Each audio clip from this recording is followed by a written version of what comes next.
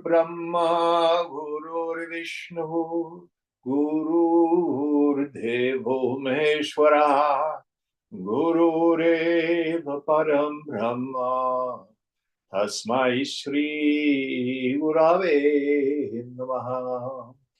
Chinmayam Vyapyat Sarvam Trilokyam Sacharacharam Tat Padam Darshitam Yena Tasmai Shri Gurave Namaha. Tvameva Mata Chapita Tvameva Tvameva bandhuscha sakha tvameva Tvameva vedya brahmitam Tvameva Tvameva sarvam mama deva deva Tvameva sarvam mama deva deva.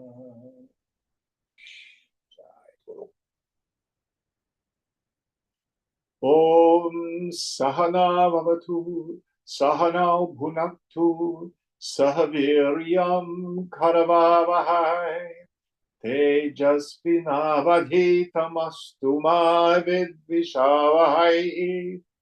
Om Shanti Shanti Shanti.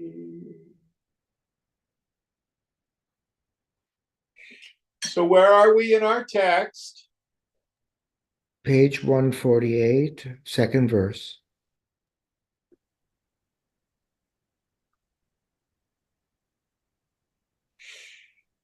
Nanu yogino apyanena nyayena yathocittam punyatmasu muditam bhavayitva punyeshveva pravarteran niti chet. Objection. By this way, even yogis practicing appropriate complacency towards virtuous people will be prompted to perform virtues alone. I can't remember what the topic is under discussion, but I think he's talking about, well, let's go on. Let's see what the reply is.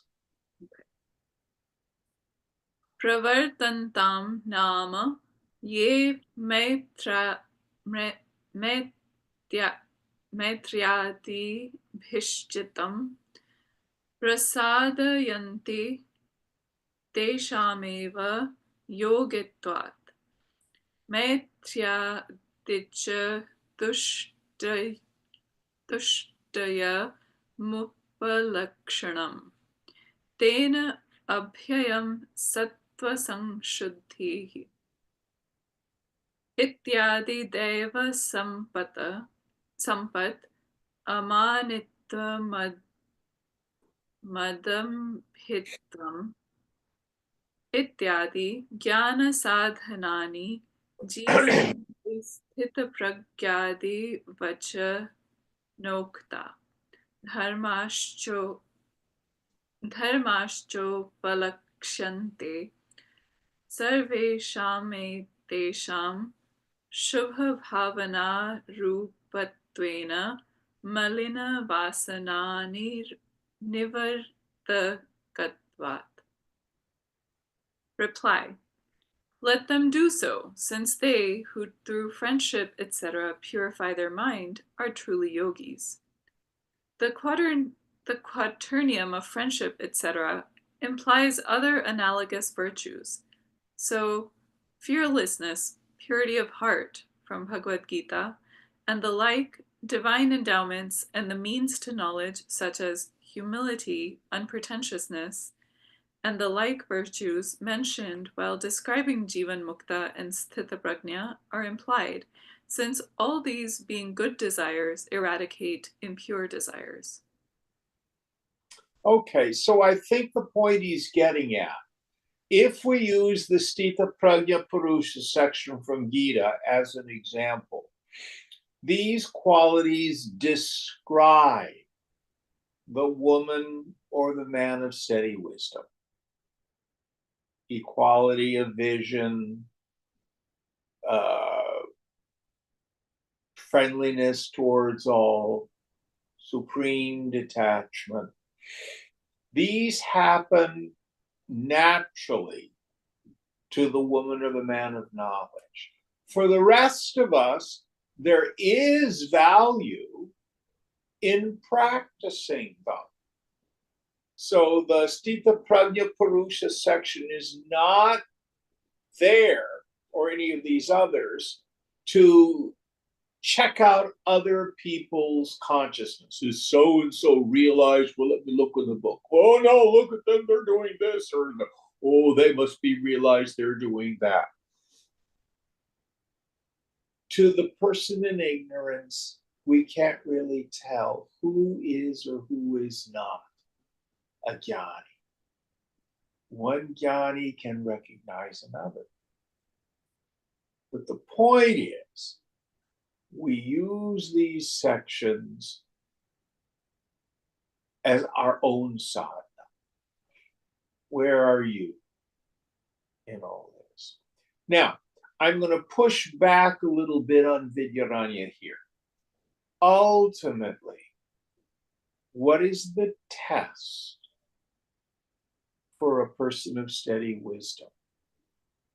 The mark of the jnani is under all circumstances and effortlessly. They know they're not a person. They know they are Brahman. Under all circumstances and without effort, they know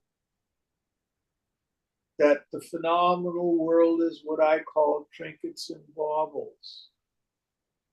Small, little, limited. And that all happiness is in the self. So their mind does not extrovert into the world the way the mind of the ordinary person does. Now, only you can figure this out for yourself. That's the point. If you have doubts, continue to do tapas. It's that simple. The mark of the jnani is they know they're not a person. And that means even an enlightened person. The mark of the jnani is they are identified as Brahman. I know I am Atma Brahma. And the moment of realization is not, oh, I'm a Mahatma. It's Aham Brahmasmi. I am Brahman. Or Shankara says, Chidananda Rupaham. My form is bliss consciousness. Shivoham, Shivoham. Not I know Shiva. I am Shiva. Not as a personality. All right, going on. Nanu santyantaha shubhavasanaha na chaikena taha sarva abhyasitum shakyante nirarthakascha tadabhyasa prayasa iti chet. Objection. There are innumerable good desires, and one is not able to practice them all, so the attempt to practice them is futile. Oh, that's an interesting doubt. Why should I bother to try to practice virtue? Because the number of virtues is innumerable. So actually what our process is, we take a look, I'm again fond of that sutra in the Yoga Sutras, tapas swadhyayeshvara pranidhana kriya yoga. We start with the middle section, swadhyaya. In Patanjali's context, this means an inventory, not so much of our good qualities, although you can look at those, but what are the defilements? What are the kleshas? How can we define a klesha? Here's a good definition. Anything that separates me from the love of God and the love of other people.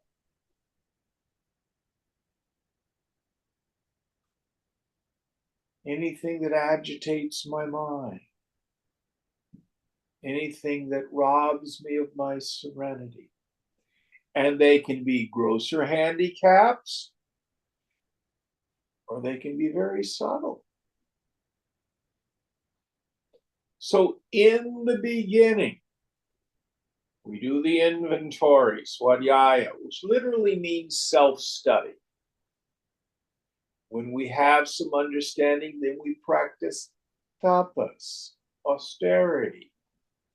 Meaning here, we do opposite idea. So let's say the defilement, the klesha is, I'm judgmental. What's the opposite of being judgmental? I'm accepting and compassionate. Rather than ill will towards other, I have goodwill towards people. So when a judgment arises, I go, no, this person is a child of God. This person is perfect just as they are. I work on accepting them as they are. Let's say my defilement is fear. Opposite of fear is faith. We practice, I'm in God's hands. The world is unfolding as it should.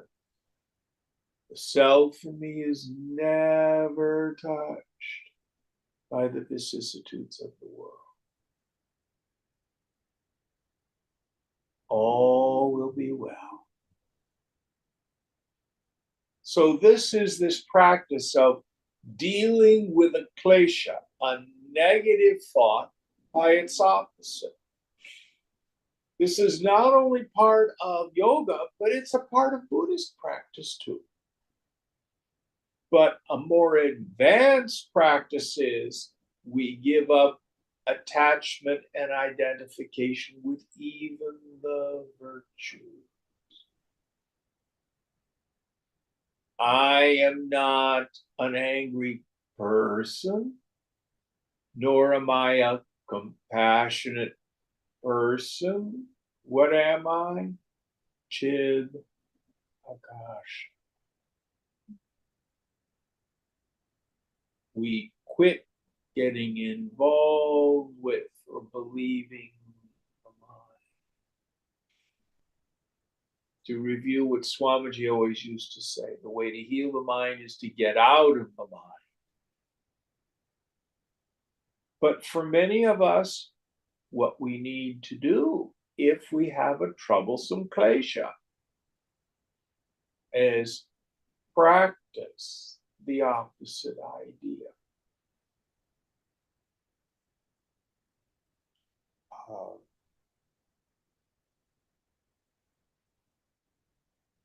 Any thoughts on this?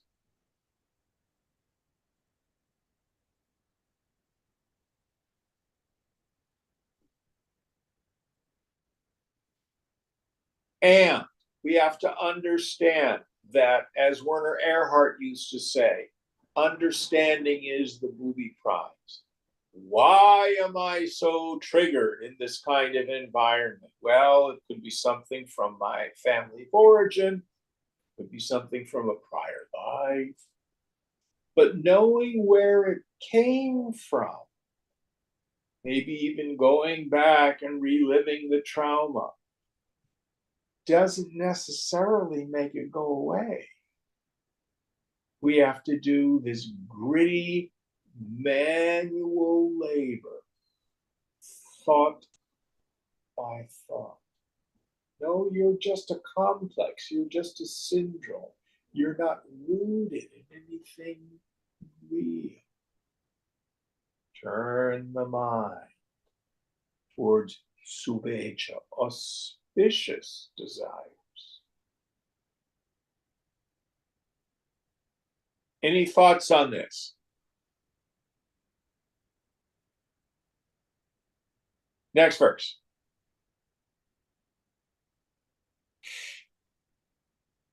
Na tannivartyanam nantanam malina vasana namekasya manasya sambhavat na yayur vedoktani sarvanyeshanyekena sevitum shakyante napi tannivartyaः सर्वे रोगा एकस्य देहे सम्भवन्ति एवं तर्हि सचित्तं प्रथमतः परीक्ष्य तत्र यदा यावत्यो मलिनवासनास्तदा तावतीर्विरोधिनी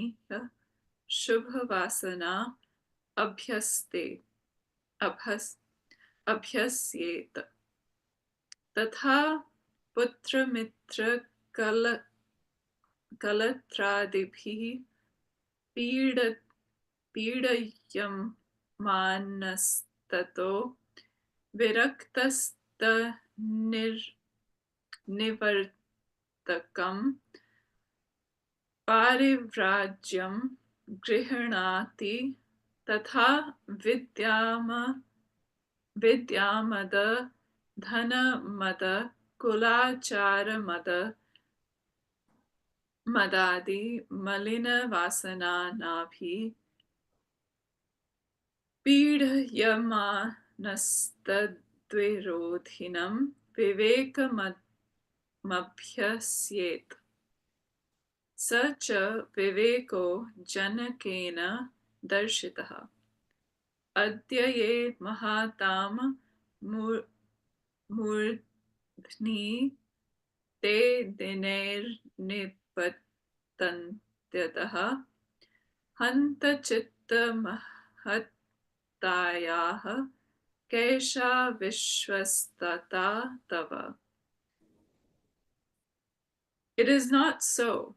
Reply, it is not so, since all these endless impure desires, destroyable by them, do not occur in one's mind. It is neither possible for one to take all the medicines mentioned in Ayurveda, nor all the diseases that are curable by those medicines happen in one's body. Therefore, one should first find out in one's mind the number of impure desires at a given time, and then practice equal number of opposite good desires. For instance, being troubled by wife, children, and other relations, and getting disgusted with all these, one takes to sannyas to do away with them altogether. Similarly, one who is being troubled with the conceit of learning, wealth, family tradition, and the like impure desires should practice their opposite discrimination.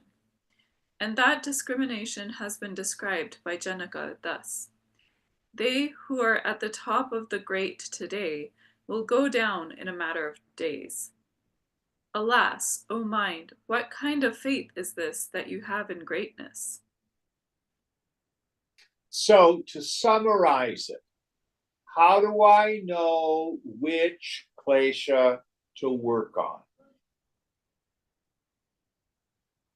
Where is my habit, my compulsion?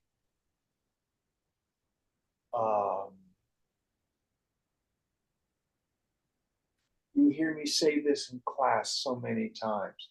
Who got upset this week? Hands go up. Tell me it's the first time.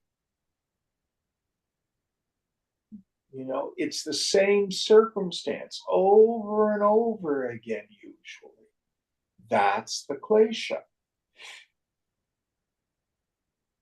You know, if I'm disturbed, I'm the one with the klesha. I'm the one with the defilement. So you don't have to deal with the fact that there's an endless number of defilements or afflictions. All we have to do is endeavor to work on what's present. Now, it doesn't do a lot of good to try to work on a particular klesha after the fact when there's no trigger. So let's say you got angry at a spouse and said things you regret. Doesn't do much good, 24 hours later to sit in meditation and say, I let go of anger and I practice compassion, acceptance. It's better than nothing. It's better than blaming. There's wrong, I'm right. But the challenge is when I feel the mind react, there's the moment to endeavor to practice. Look at that. Reacting. Go. It's opposite idea. And then through the day, if that klesha arises, how could they have said that to me? No. Practice compassion, friendliness, goodwill. Don't let the mind go down the rabbit hole. And this is interesting. I was talking with a person this past week, and they were sharing with me that they've come to the awareness that they enjoy their self-pity. They can spend a whole morning feeling sorry for themselves, how terrible their life is, how they're, so afflicted. And interesting wraparound kleshas. So by sharing this tragedy with another person, they get sympathy, which gives them a feeling of connection. Well, if you desire connection and your way of doing that is through sympathy, then you obviously got to be attached to something being wrong. These are complicated little syndromes, some of them. So we can actually be attached to our suffering.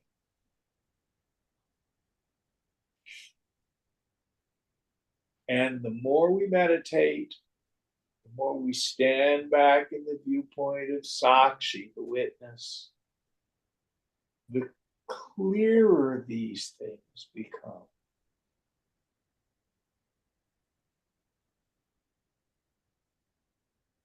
And I can only share with you out of my own experience. I will work on things that a decade ago I didn't even realize were going on. Not that they're new. It's I'm just more conscious. Any thoughts on this?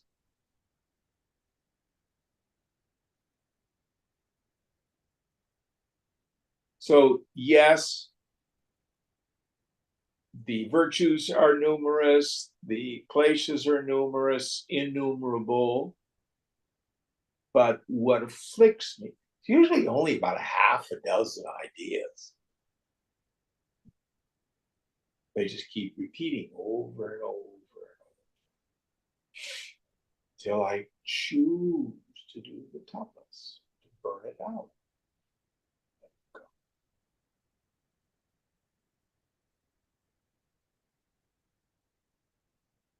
And we have to watch out for things like righteous indignation, justifiable anger.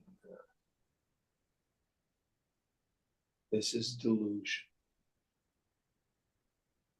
Absolute delusion.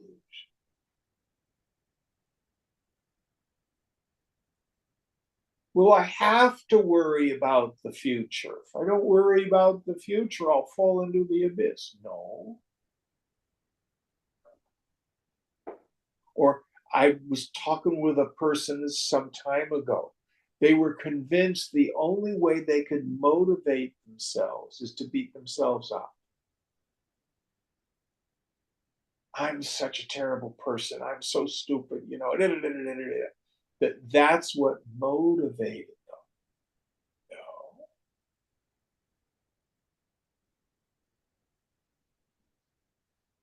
Weird little glaciers we can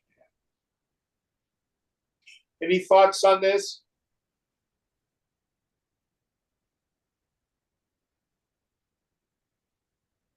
Next verse.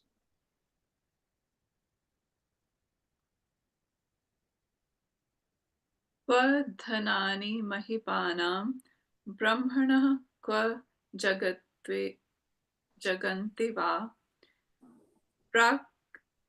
प्राक्तनानि प्रयातानि केयं विश्वस्तता तव कोट्यो ब्रह्मणां यथा गताः स्वर्गपरम्पराः जाताः पांसुवधूपाः का धृतिर्मम जीविते येषां निमेषो जगतः प्रलयोदयो तादृशाः पुरुषा नष्टा मादृशां गणनेव का इति. Where are the riches of kings gone? And where the earlier worlds of Brahma are also gone? What kind of faith of yours is this in eternity? Tens of millions of Brahmas, the creators, have gone, and also are gone the successive heavens. The kings are gone as dust is blown away. What is this faith on my life? Whose shutting and opening of eyelids causes dissolution and creation of the world? Such men are gone to oblivion. Can there be any count for men like us? I think this is from the Lakhu Yoga Vishisht as well. Yes. So the whole idea here is we can use statements from the teaching. Shankara talks about medha, having a keen memory. It doesn't mean necessarily that I'm capable of memorizing vast passages of scripture. You can if you wish. It's being able to apply the teaching at the appropriate time in my life. So let's move forward 700-800 years into now. How can I use the teaching? Okay, I may not like the results of the election. I may have anger and fear. So what's the solution for me? To use the same ideas that Abhidharanya is saying, all things pass. Even tyrants pass.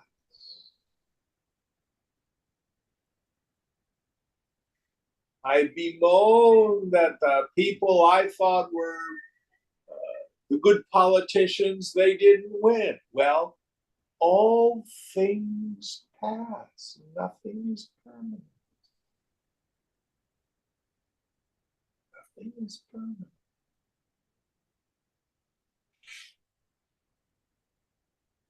Reminding ourselves there's no God up there rewarding or punishing people.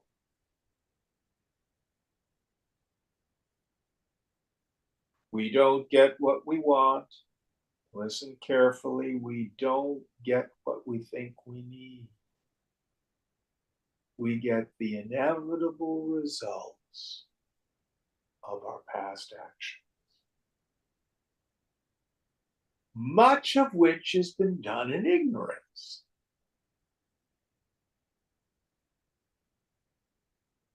Or delusion. Reminding myself none of this really touches me. I am untouchable.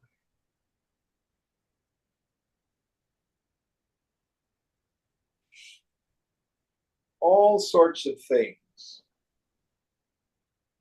This is some of the value of scripture. In the 12-step traditions, we frequently say the ism, the ISM at the end of alcoholism, stands for incredibly short memory. Mm-hmm. And I think it's frequently true for us yogis.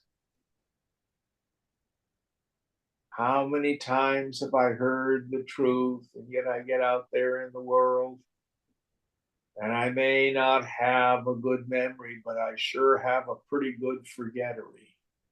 Mm-hmm. And it takes repetition. It takes what we call jnana abhyasa, the practice of knowledge, to remove these false ideas, replace them with thoughts of truth in the beginning. And later on, we renounce the mind itself, even the virtues.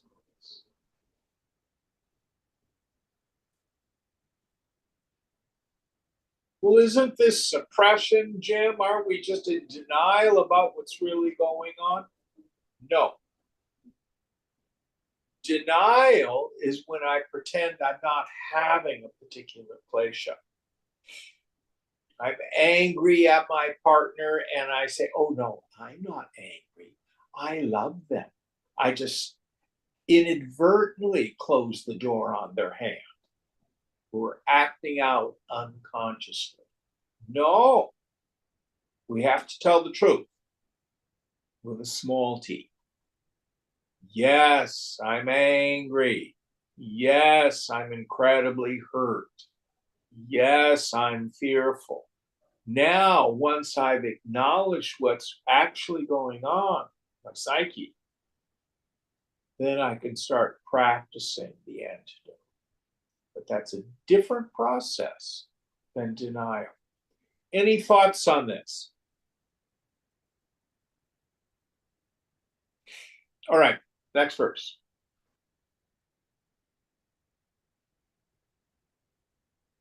Nanvayamapi vivekastadgyanodayaat prachinaha nityan nityavastu vivekadisadhana yatirekena brahmagyana sambhavat iha tatpanna brahma sakshatkarasya Jivanamuktaye Vasanakshayadi Sadhanam Vaktumupakrantam Ataha Kimidmakande Tandavamiti Chet. Objection. This discrimination also precedes the rise of the knowledge of the truth, inasmuch as the knowledge of Brahman is not possible in the absence of the means in the form of discrimination of things eternal and non-eternal and the like. Here, in this treatise, the means to Jivan Mukti, such as the effacement of vasanas, etc., for one who has already realized Brahman, is being dealt with. Therefore, what is all this sudden frantic dancing? I.e., the introduction of discrimination at this stage is uncalled for. Oh, interesting. So if I'm realized, why do I need to do all this discrimination and stuff like that? Well, I don't know what Vidyaranya is going to say, but I'll tell you what Shankara says.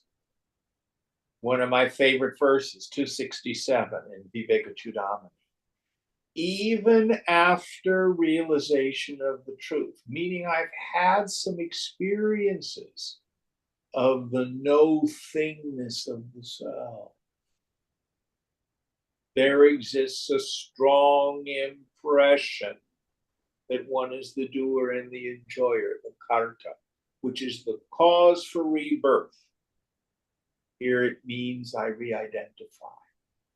And he says this needs to be conscientiously rooted out through steady and continuous identification with the self. It is the annihilation of the vasanas here and now that's considered liberation by the wise. So many people will say, oh, I had this experience on a meditation retreat. Now I'm realized. Even though I'm suffering today, something that doesn't quite compute there. Let's see what Vidyaranya says.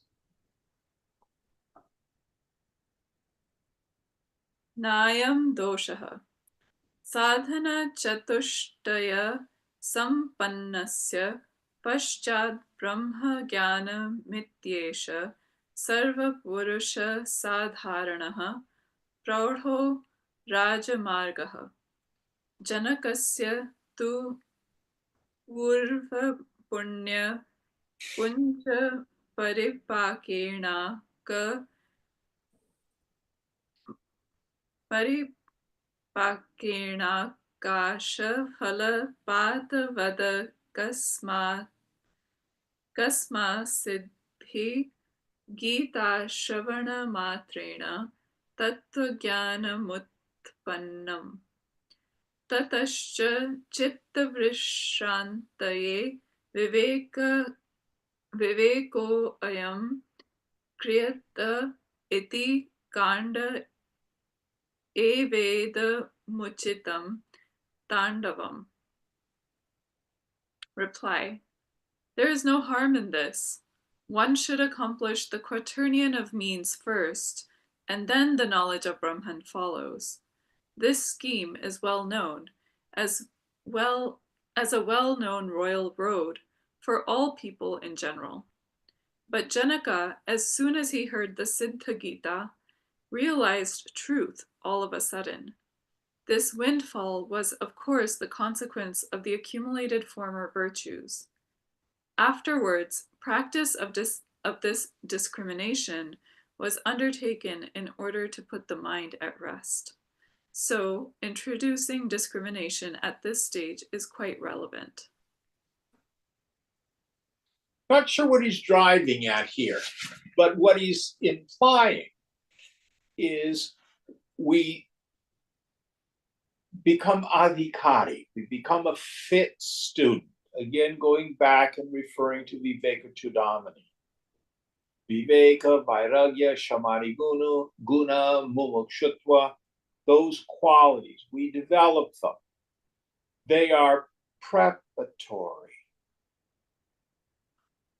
They help cultivate a sattvic mind.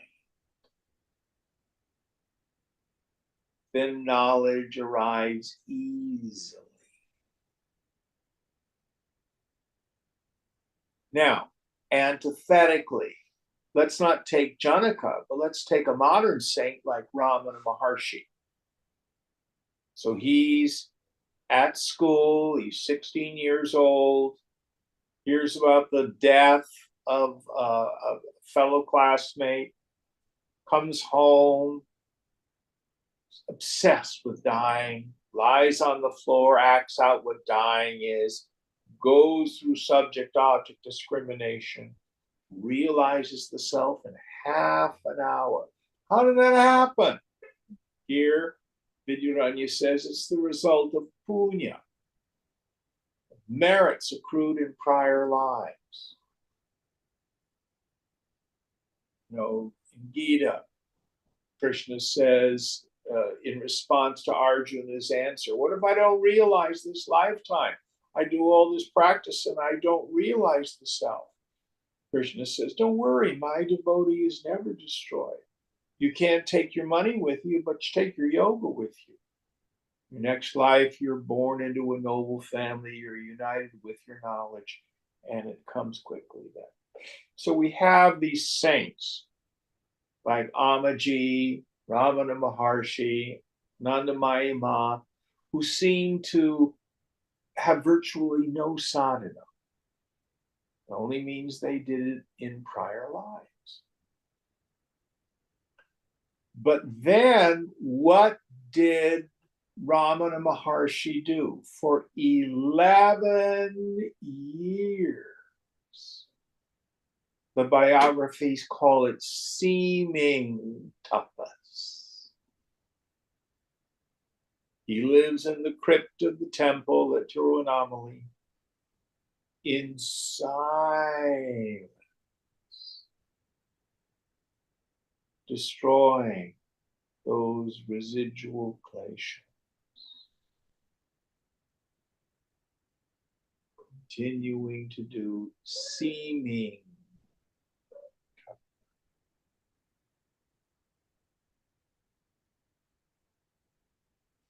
Now, other saints do some and don't do others. I can remember in one of the books about Nisargadatta Maharaj, who smoked. Someone asked him, well, if you're without desire, why are you smoking? And he says, it was pointless. It doesn't rob me of knowledge to have this particular habit. So he smoked. So each person gets to decide what of those kleshas get in the way.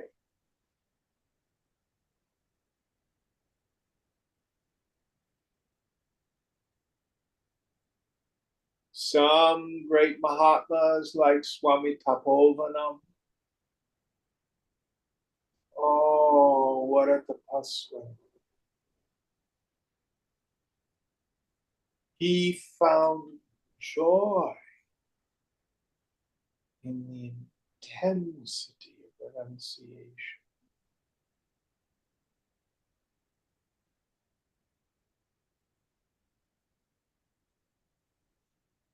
I always like the expression Swamiji used, the art of man making, the art of being fully human, I would say. So you get your 70, 80, 90 years, and this thing called a human life. After a while, you're not a bad person trying to get good. You're not an ignorant person trying to get realized. You're not an immoral person trying to become virtuous. This thing called a human being is an art form. Can you make it as beautiful as possible? Not painting the lips and working out and stuff like that. You can do that if you want. But character, the quality of the mind, make it useful in the world for God to use. Make it as transparent as possible.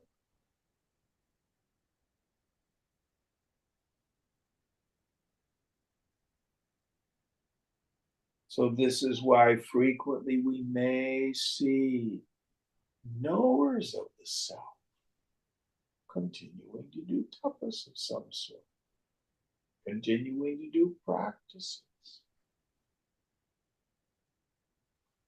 It's their idea of a good time. Next verse.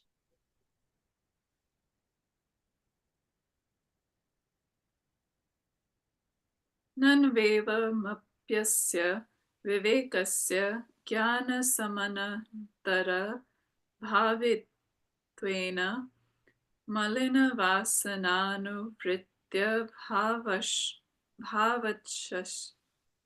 bhavachudha vasana pyaso na napekshita iti chet. Objection. Even if it is so, the application of pure desire is not required, inasmuch as there is an absence of the continuity of impure desire caused by discrimination, which has immediately followed the knowledge. I'm not sure what he's driving at. Let's see how Vidyaranya answers it. Na janakasya tadanuvritya bhave api yagyavalkya bhagiratha destada nuvritti darshanat. Asti hi yagyavalkasya tat prativadinamushasta kaholadinam cha bhuyan vidyamadaha teh sarverapi vijigishuka thayam pravrittatvat.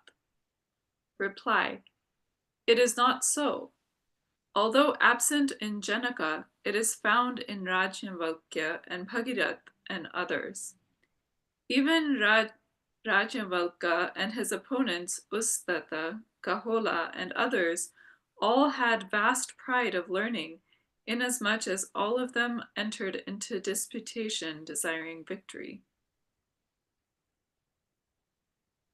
So I'm not sure what he's driving at here. I think part of it is we have to make sure we do not confuse indirect knowledge with direct knowledge. Indirect knowledge is the firm conviction Brahman is. The self is Brahman. Direct knowledge is I am Brahman.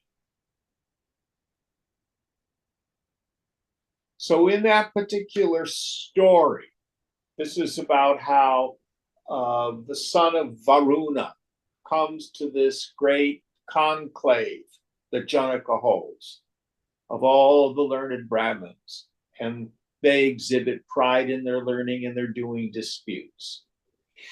So, you know, it's a good story. I think the opponent here has a bit misunderstood it. But the point that I would say is this. For the woman or the man of realization, there are no rules.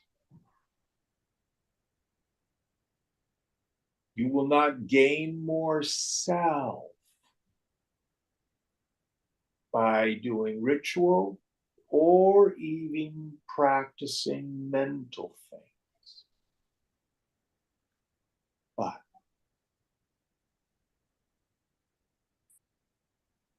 if the person engages with the world and allows the mind to accrue impressions, we have all heard stories about fallen yogis, particular teachers who have problems controlling their sexual behavior, or certain masters who end up as drunks, stuff like that. Does this mean they're not realized? I don't know. I haven't met. But one thing that can happen, you don't lose your knowledge of the self, but the bliss can thin out and fade. So the seeker is seen to be doing spiritual practices so they may realize the self. the person of wisdom may also be seen to be doing spiritual practices. Why? Because it's the highest form of worldly pleasure. There's a wonderful poem by Shankara which starts off Pratas Marami Hriddhi. In the wee hours of the morning. Literally, I remember, but Swamiji translates, I meditated my heart on the sound. I remember, oh, I am existence, consciousness, and not this matter or sense.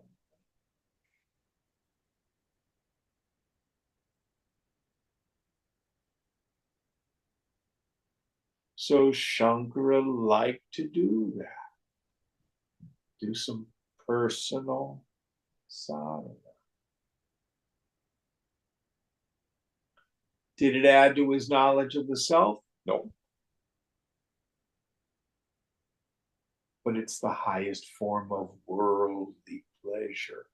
Or as Vidyaranya says in Panchadashi, the practice of Brahmananda Rasa Swad, this tasting of the juice of the bliss.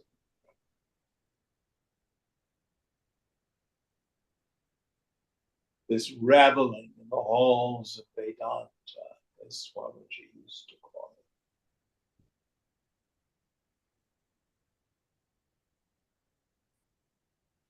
Other jnanis, not necessary. If we read texts like Ashtavakra Gita and Avadhuta Gita, it says, who thinks he's meditating? Let it go. So the striving is, or another way to frame it, in Gita, Krishna says, O Arjuna, be you ever beyond the gunas and remain in the sattvic state. Well, make up your mind. Are you beyond the gunas or are you sattvic? That's one of the gunas. My identity is beyond the gunas. Nothing ever touches me. But if you want to maximize your serenity, your joy, your happiness, cultivate softly. Understanding it's a mind state. Catch the flu, your mind won't be very softly.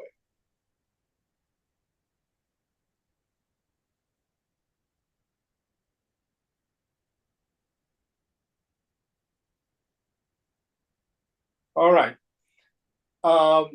As we look at the text, is there a good place to have a stop or a break? Are we getting near the end of the chapter?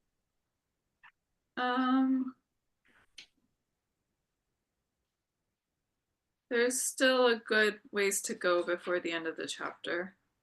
Okay, let's go on. Next verse. Nanu tesham vidyantaramevasti na tu brahma vidyeti chet. Objection. They had other learnings only, but not knowledge of Brahman. Good point. In that story of Varuna's son being at the court of Janaka, they had book learning. They were pundits, not jnanis. Let's see what Vidyaranya says. Na kathagata yoha prashnottara yora brahma vishaya tvat.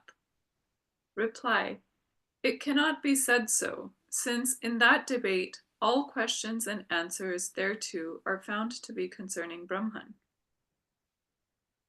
I'm going to push back on Vidyaranya here because there is certainly a distinction between someone who's well versed in the scriptures, but who themselves is not a full knower of Brahman.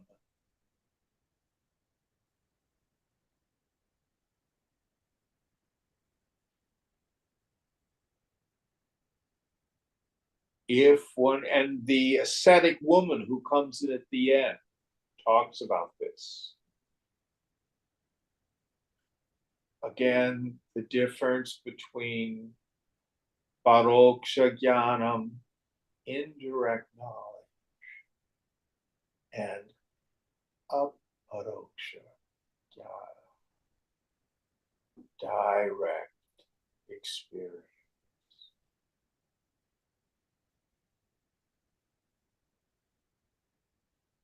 It is the annihilation of the vasanas here and now that's considered liberation by it. When a person is satisfied in the self, by the self, who's a full knower of the Supreme, who has retired into the Supreme.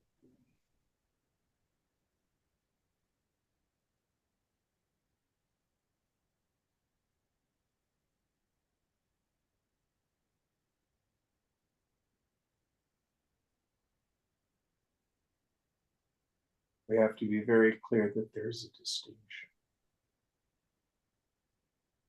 And you may intellectually know I am Brahman. But if you still are extroverted into the world, and your mind is still tossed about by attachment and aversion, there's more work to do.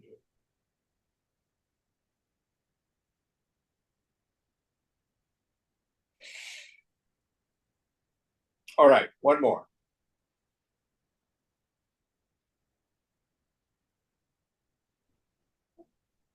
Nanu Brahma Vishaya Tve Api Teshamapattato Jnanameva Na Tu Samyagvedanamiti Chet.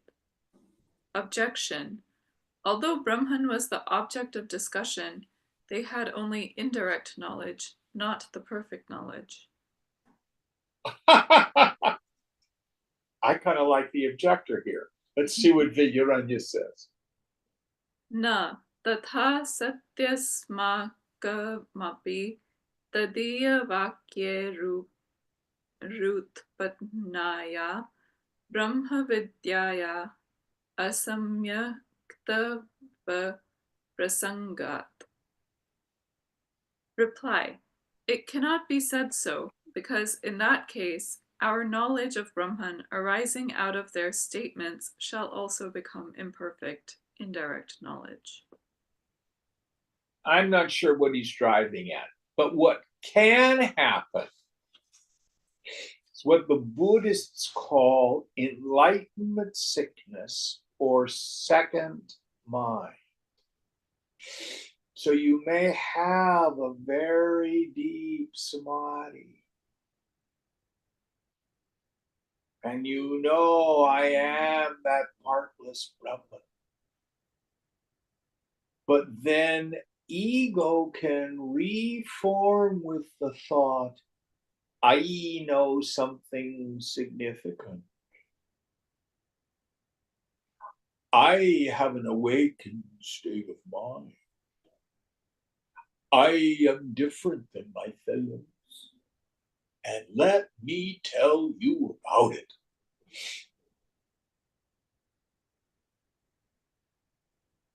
You can sense it when someone has that identification with their own spiritual experience.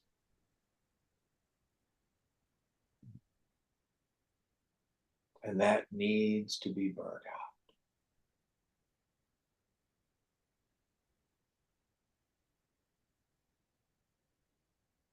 This is why I like to say, don't try to be an enlightened person. Don't try to be a spiritual person. If you think you're a person, you're deluded. Know that you are Brahman. No personal sense of self is real.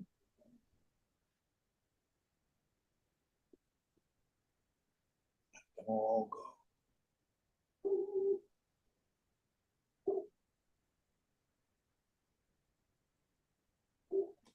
Okay, we'll end here today a little early. Om Purnamada Purnamidam Purnat Purnamudachyate Purnasya Purnamadaya Purnameva Vashishyate. Om Shanti Shanti Shanti. Hari Om Sri Guru Pyo Namaha. Hari Om. Om